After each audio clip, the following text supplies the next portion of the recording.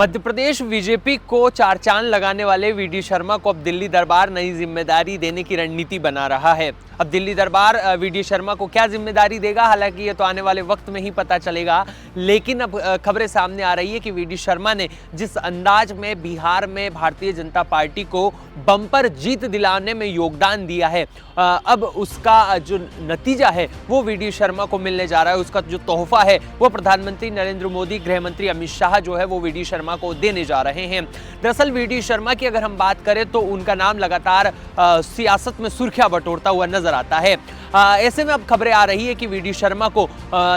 Modi cabinet में बड़ी जिम्मेदारी जो है वो भारतीय जनता पार्टी दे सकती है, या फिर संगठन में राष्ट्रीय स्तर पर वीडी शर्मा को ये जिम्मेदारी मिल सकती है। खबरें तो लगातार ये भी सामने आ रही है कि अगर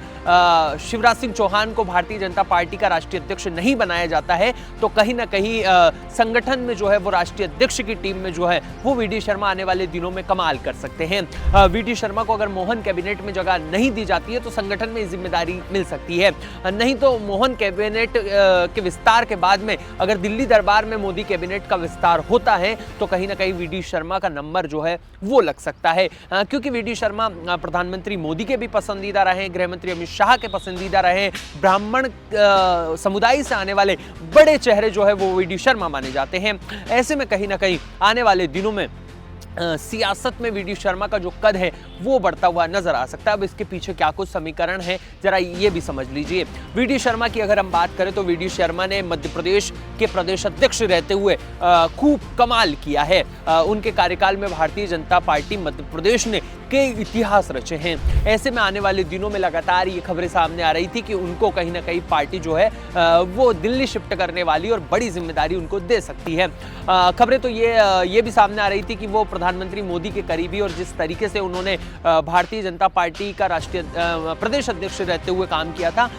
उन्होंने जिस तरीके से बूथ पर कार्यकर्ताओं को उतारा, तो ऐसे में कहीं ना कहीं उनको राष्ट्रीय अध्यक्ष भी पार्टी जो है वो बना सकती है। लेकिन अब जो समीकरण है वो बदलते हुए नजर आ रहा है, तो ऐसे में कहीं ना कहीं उनको मोहन कैबिनेट के विस्तार के बाद में दिल्ली कैबिनेट में, मोदी कैबिनेट में बड़ी जिम्मेदारी जो है वो मिल सकती है, या फिर संगठन में उनको बड़ी जिम्मेदारी देने की भी रणनीति बनाई जा रही है।